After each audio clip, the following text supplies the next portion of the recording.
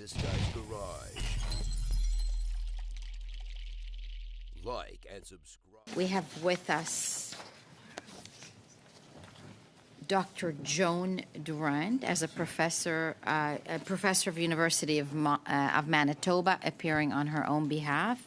On behalf of the Association for Reformed Political Action Canada, we have John Sakima, Director, Law and Policy, and Daniel Zekville, Policy Analyst.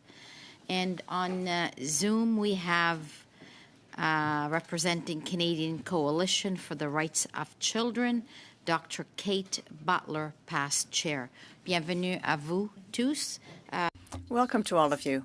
We're talking about Private Member's Bill C-273, which would ban corporal punishment by repealing Section 43. Now, we heard in earlier testimony today that Section 43 is codification of the common law of defense for parents and teachers who would discipline their children.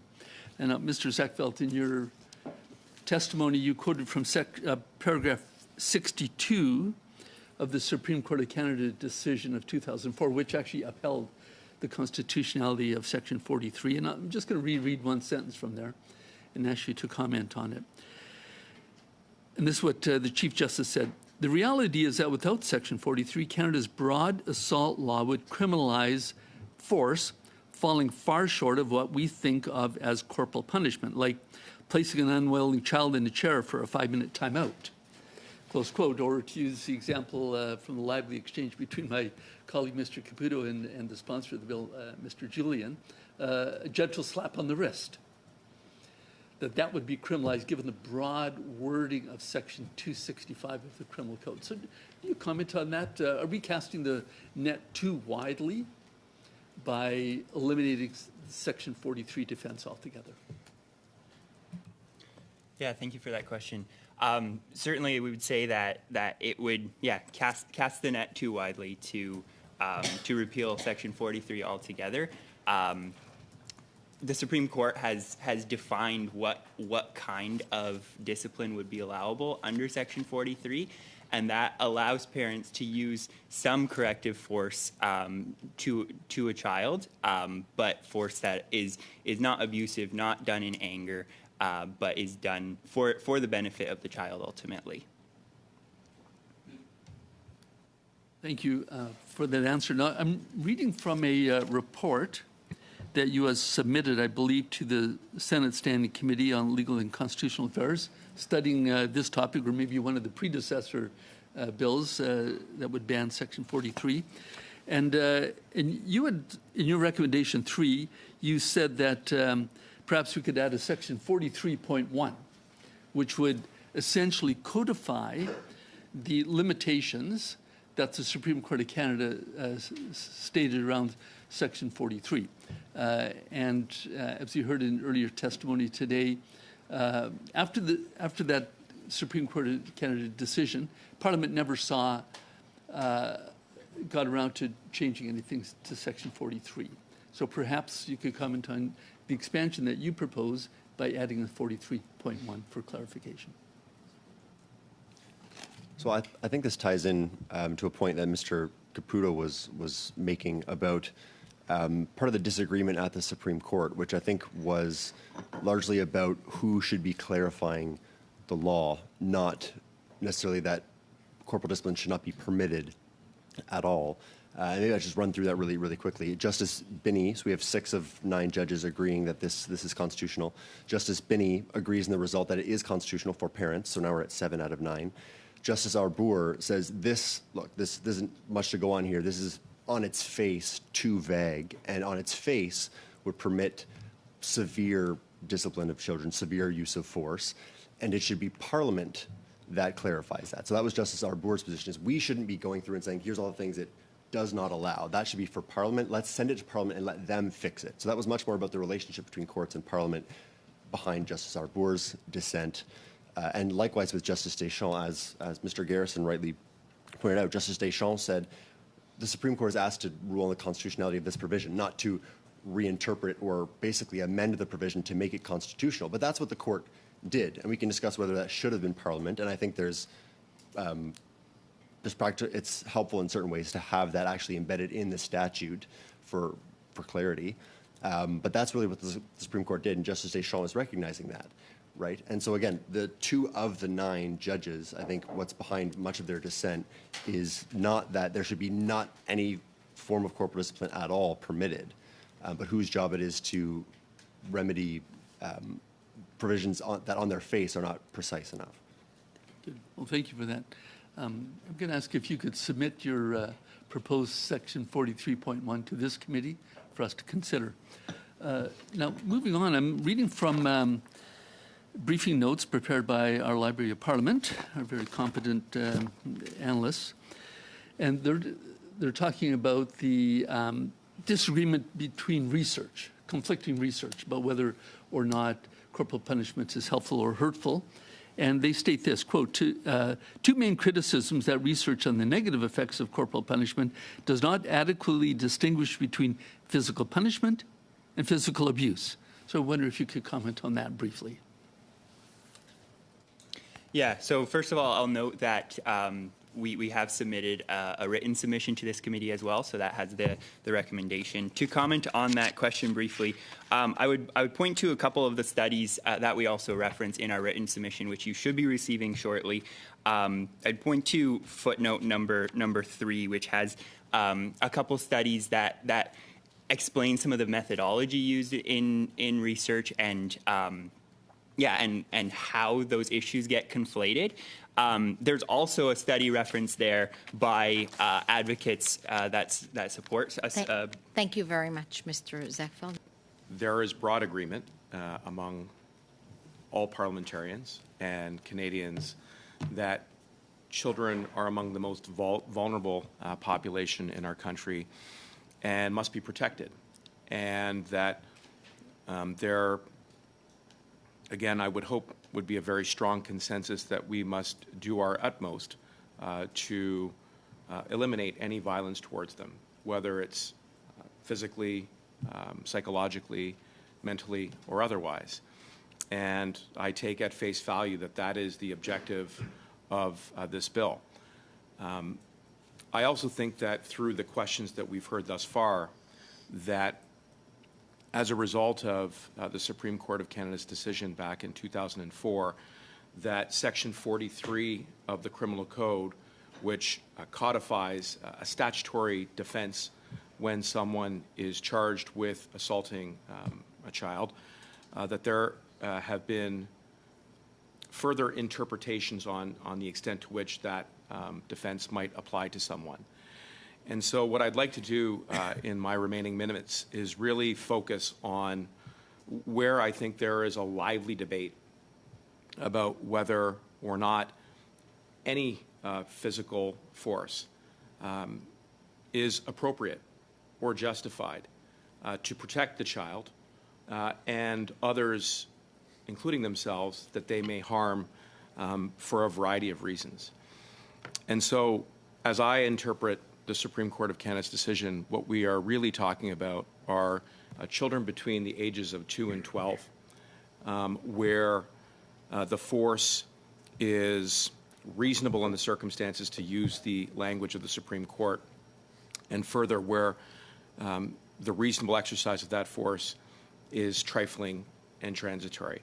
So to Dr. Durant, can I just ask, in your opinion, is there any circumstance in which, setting aside the use of the term punishment, because I think that imports many of the concerns that you and other experts have in this field, but is there any physical force that can be exerted on a child between the ages of 2 and 12 that is trifling and transitory for the purposes of protecting them or others around them? Yes, absolutely. Children need protection. That's what this is all about. What we don't want is to have them hit and slapped and kicked and punched, which is what happens in real life. Our legal system operates on the principle of discretion. Police have discretion, prosecutors have discretion, parents and teachers have the defense of necessity. I'd like you all to just think about for 1 minute the life of a group home worker the life of a youth care worker, the life of a nurse in a personal care home, the life of people who work in childcare, none of them fall under Section 43. None of them. They cannot claim that defense. Yet they, every day, all day, are using force. They dress people. They move people. They lift people. They carry people. They feed people. They impose force on people for their care and protection. That is completely legal. And there are many defenses. They aren't dragged into court. How often do you hear about child care workers being dragged into court because they put a snowsuit on a child or they pulled a child away from something dangerous? That is care and protection. That is not what Section 43 is about. Section 43 comes from an 1860 decision in a case where a schoolmaster killed a student. He beat the child with a stick for 2 hours. The only reason that came to court was because the child died.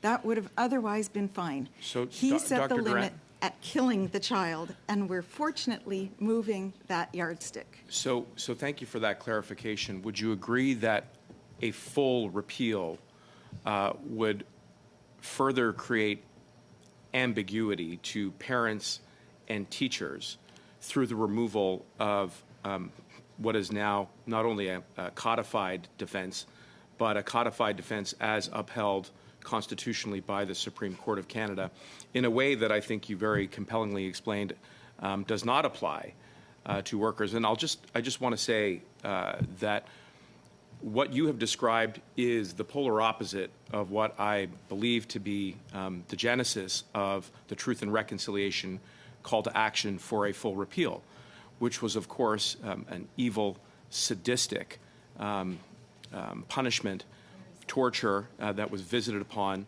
First Nations, Inuit, and Métis children across the land. That's not what you're talking about, correct? No, no, of course, any severe violence against a child is an assault.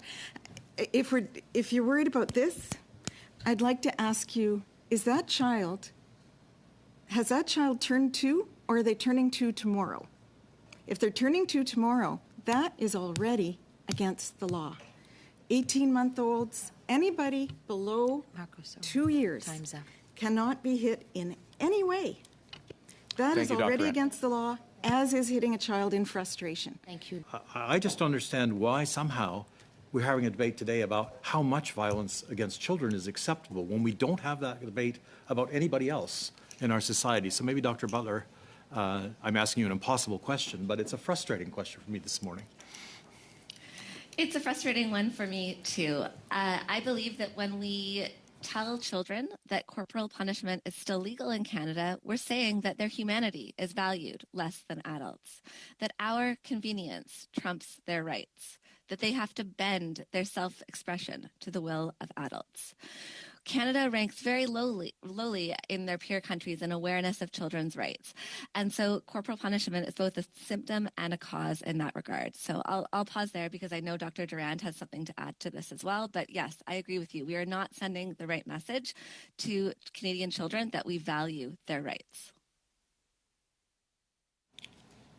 Yes, absolutely. We need to recognize children as human beings. And I think that comments about parental authority and so on, parents don't lose their authority when they stop hitting children. They actually gain more authority. They gain more respect. What we've learned from many studies is that when children are punished in this way, they are afraid.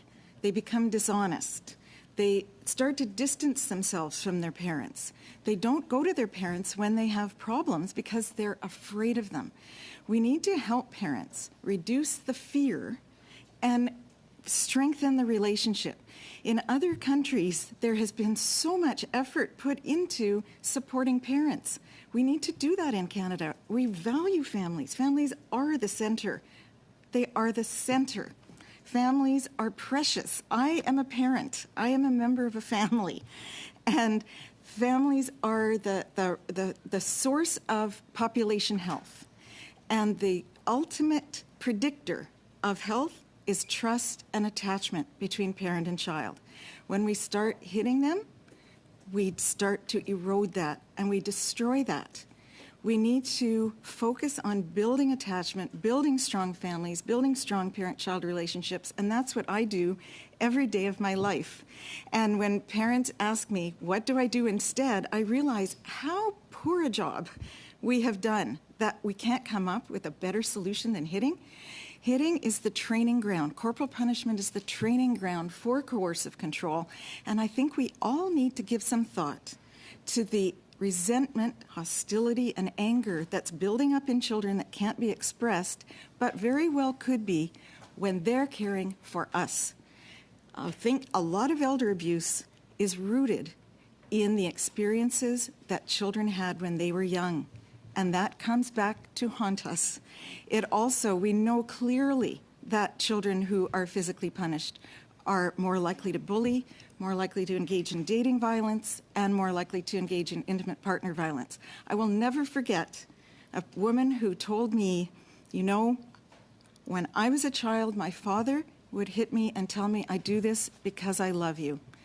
My entire life, I only have been involved with violent men. I've been held captive, I've been choked and strangled because they tell me they love me. I learned very young, when it was embedded in my brain, that violence equals love.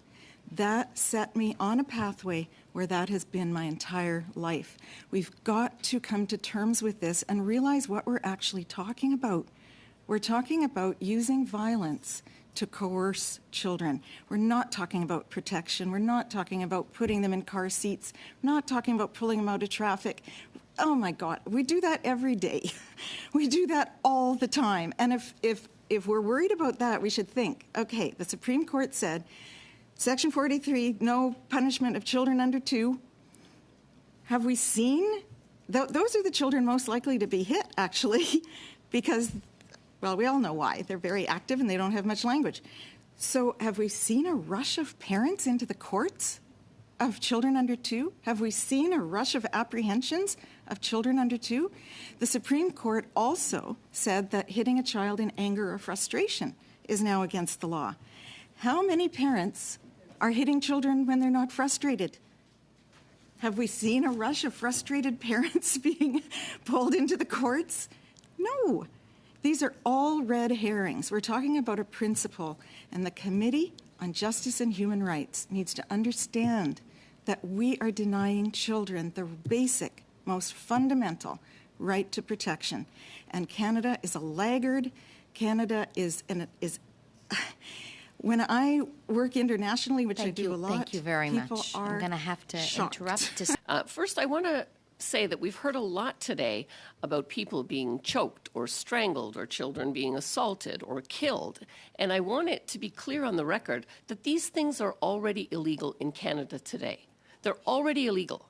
Regardless of what happens with Section 43, those things are already illegal. What we're talking about with Section 43 is what kind of protection ought to be offered to parents and teachers in the reasonable raising of the children. And so if you look at the Supreme Court decision that upheld Section 43 in 2004, and you listen to what they had to say, I'm going to read and quote here, the use of force must be sober and reasoned, address actual behavior, and be intended to restrain, control, or express symbolic disapproval.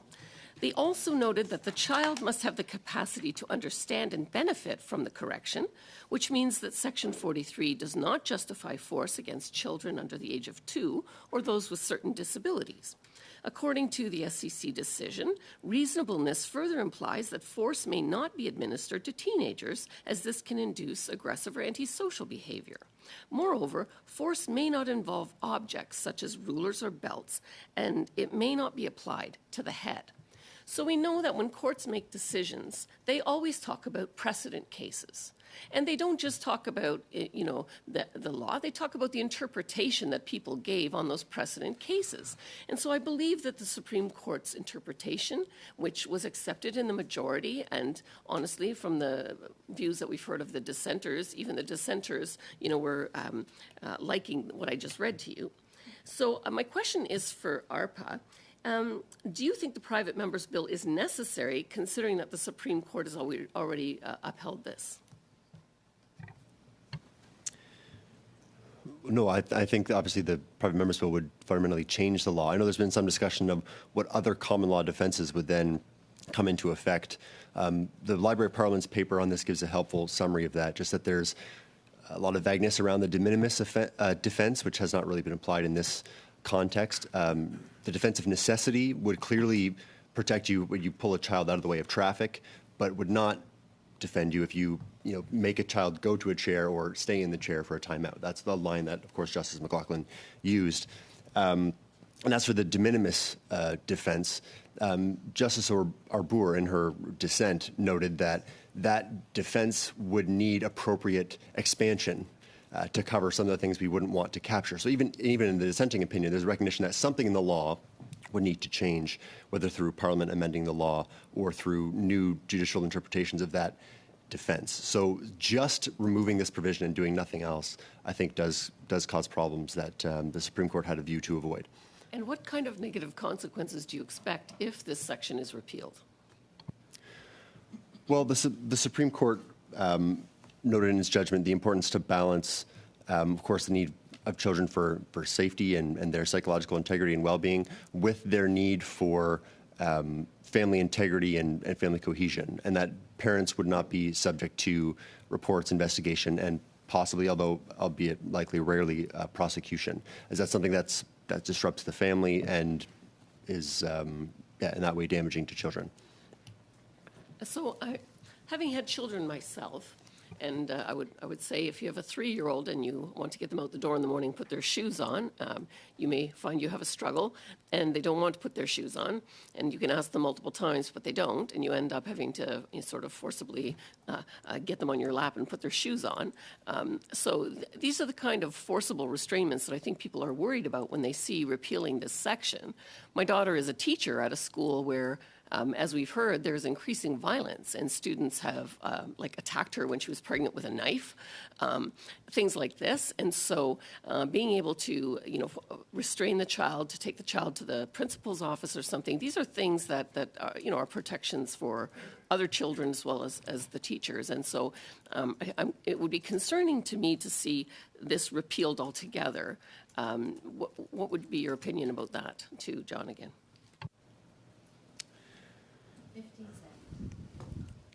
I don't know if you have that. I don't think that removing this is the only way to deal with the abuses that children face, and that they're. Thank you. Yeah, Thank sorry. you for that.